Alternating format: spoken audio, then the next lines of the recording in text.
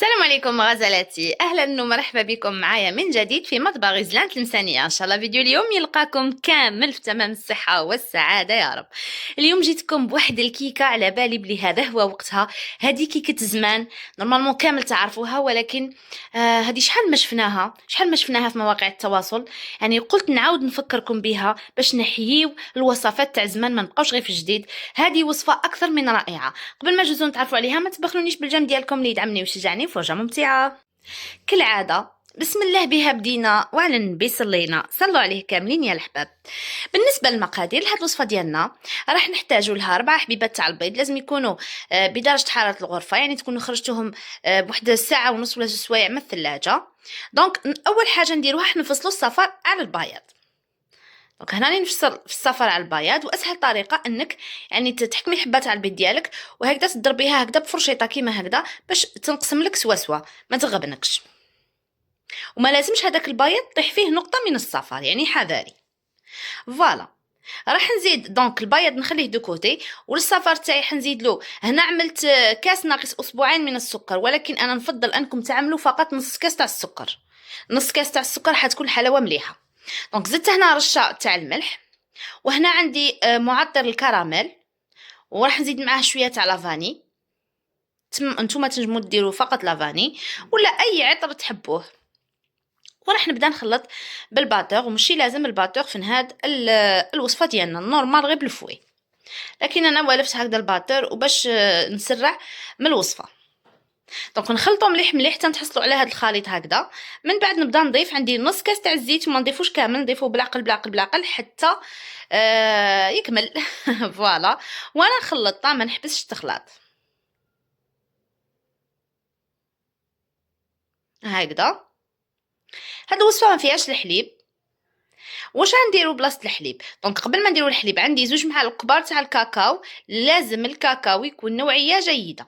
نخلوهم ونعاود نخلطو مليح مليح، نسيو ندخلو هذاك الكاكاو في الخليط ديالنا. دونك انا هنا كنت تشوفوا هذوك الاطراف تاع الكاكاو كامل كما كنتم تشوفوا نلمهم هكذا ملعقه، نرجعهم للوسط ونعاود ندرب مليح مليح. لازم الكاكاو يدخل لي مليح مليح في الخليط.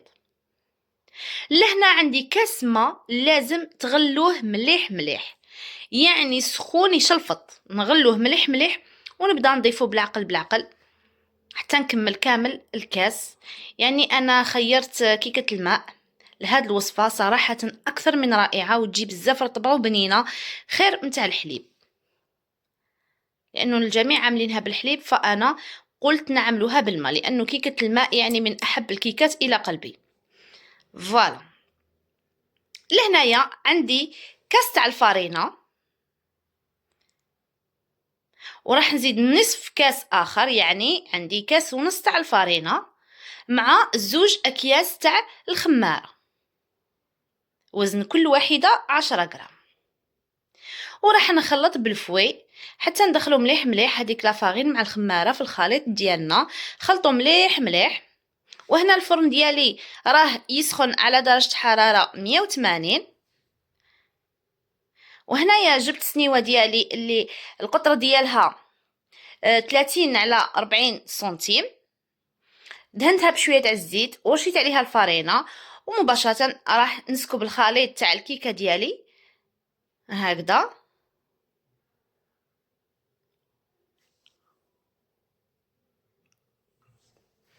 نواسيوه مليح على السنيوه.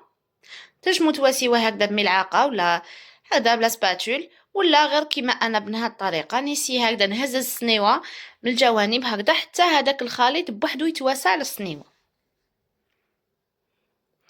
صدقوني هاد الكيكه بزاف خفيفه بزاف رطبه، والله غير تقول باتيسري، وما تشربوها ما والو ما تتشربش كامل حذاري.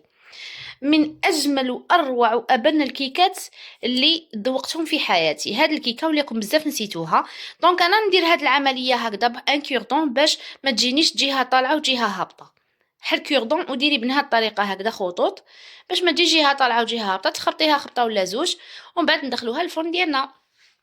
دونك بالنسبه لطيابها، اكيد شعلت لها من الاسفل وعملتها مروحه، يعني طيب في غضون واحد 6 دقائق 7 دقائق. خلاص غير ندخلو الكوردون نشوفوه ناشف، تدخلوه في جميع لي كوتي تشوفوه ناشف. خلاص الكيكه ديالكم راهي جاهزه. ما تطولش باش طيب، حذاري تنزعوها وتخلوها تبرد بجنب. يعني لازم هاد الكيكه حتى تبرد لنا مليح باش عاد نزيدو نكملو الوصفه ديالنا. خلوها تبرد ونروحو نجيبو بياض البيض ديالنا، نزيدو له رشه تاع الملح، ونجيب هنا نص كاس تاع السكر حبيبات، السكر العادي. نبدا نضرب البيض مع هذاك الرشه تاع الملح كي تتكون لي اون موس رغوه، يعني تشوفوا الرغوه بيضه بدات تتشكل هكذا. في هذه المرحله نجيب هذاك نص كاس تاعي تاع السكر العادي، ونبدا نضيف السكر شيئا فشيئا. ما تضيفوش دفعه واحده السكر، حذاري. هاد الكيكه تاع لا مورانغ تحبنا نخدموها غير بالعقل. دونك هذاك كاس تاع السكر انا يعني عملته على 4 دفعات، يعني بديت غير بشويه بشويه نضيف السكر، وكم تشوفوا نخلط مليح مليح حتى وين طلعت لي شويه لاموس. دونك هنايا زدت شويه تاع لافاني، وعندي نص كاس تاع السكر سكر غلاس، سكر ناعم. يعني نكملوها بالسكر ناعم، نص كاس تاع السكر ناعم باش ما تهبطلناش لا مورانغ ديالنا. لازم نتحصلوا على هاد مقدار الطائر، يعني نخلطوا مليح مليح حتى نتحصلوا على مقدار الطائر. فوالا كي تحصلوا على منقار الطائره عرفوا بلي لا مورانغ ديالكم راها ناجحه من اول تجربه. ما تقلبوها هكذا ما تبوجيش. هذه هي لا مورانغ تاعنا الناجحه. انا ننصحكم فقط نص كاس تاع السكر الاولى ونص كاس تاع السكر الثانيه نضيفوها بالعقل ونخلطوا بالعقل ونخلطوا. هذه هي حتى تطلع معاكم. دونك هنايا الكيكه ديالنا بعد ملي بردت ما نحطوهاش لا مورانغ ديالنا الكيكه ديالنا سخونه، لا لازم تكون بردت شويه. الان نواسيها مليح هكذا على الكيكه، ونشعل الفرن من الفوق، نشعلوا الفرن من الفوق، وندخلوا السنيوه ديالنا الاسفل الرف، يعني في الرف السفلي تاع الكويزينيير تاعكم تدخلوا هذيك السنيوه، وما تبلعوش على الفرن، يعني خليوه مفوج. انا عندي عفسه هكا جايه مع الكويزينيير تاعي، جايه واحد الحديده، يعني باش كي نطيب نخليها مفوجه. واللي ما عندهاش يعمل ملعقه، ولا لازم تخليها مفوجه شويه كيما نديروا لا مورانغ. هذه هي. دونك هنا بعد ملي كملت واسيتها درت هذوك شفتوني طلعت هكذا بالملعقه، جبت الملعقه ودرت هذا التزيين غير بالملعقه هكذا باش تجيني شابه، الشكل يجي شباب. فوالا وغير تشوفوها تحمرت غير هكذا ابان تجبدوها، ما تخلوهاش تحمر بزاف، باسكو كي تتحمر بزاف حتبان محروقه وبالتالي ما تجيش شابه. غير تتحمر هكذا ابان خلاص تنزعوها. فوالا. ولهنايا زدت لها شويه تاع اللوز اللي كان باقي لي، حمسته واحد شويه وزدته هكذا من الفوق صراحه يجي شباب بها هكذا. ونزيدوا لها خطوط سواء من الشوكولاته من الكراميل. انا كان عندي هنايا فوغاج بيستاش، ذوبته واحد شويه، سخنته واحد شويه في الميكرووند وهكذا زينت به. والله غير عطاني لون شباب وبنه ولا اروع. شهيتكم في الجنه. ان شاء الله يا ربي تعاود توليو لزمان وتتفكروا هذه الوصفه الرائعه اللي كنا نعملوها بكري. صراحه من احب الوصفات الى قلبي هاد الكيكه، كيكه المورانغ. تفكروها وعملوها لوليداتكم. انا صراحه بزاف فرحت ولادي بيها وكامل العائله، يعني صراحه اللي داقها فريمون عجبتهم بزاف بزاف. ان شاء الله تجربوها، ناجحه مليار بالمئة والبنه على ضمانتي. والان راح نقطعها معكم وراح نتستيوها مع بعض ونوريكم كيفاش تخرج الحبه.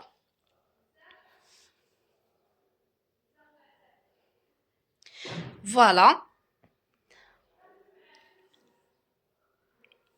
شوفوا ما شاء الله هذيك الطبقه تاع لا مورانغ كيش تبان شابه، ما تهبط لكم ما والو.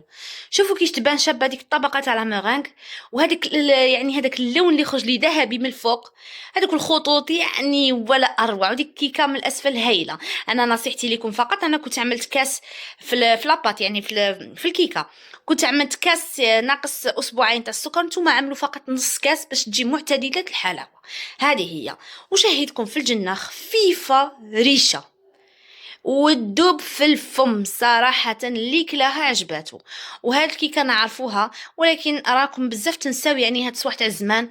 صراحة انا مدابيا نحيي الوصفات تاع زمان، فريمون فيهم واحد البنه ما شاء الله، وتفكركم هكذا بزمان. يعني ان شاء الله تجربوها لوليداتكم وتحملوها لضيافكم، باسكو هايله بزاف، خفيفه بنينه وسهله التحضير. لهنا غزالتي لحقت معكم نهايه الفيديو. ما تنساونيش بالجم ديالكم اللي تدعمني وتشجعني وهكذا باش الجيش الغزال مازال يكبر ويكبر ان شاء الله. تعليقاتكم الرائعه اللي تفرحني. تهلاو في رواحكم ومع السلامه.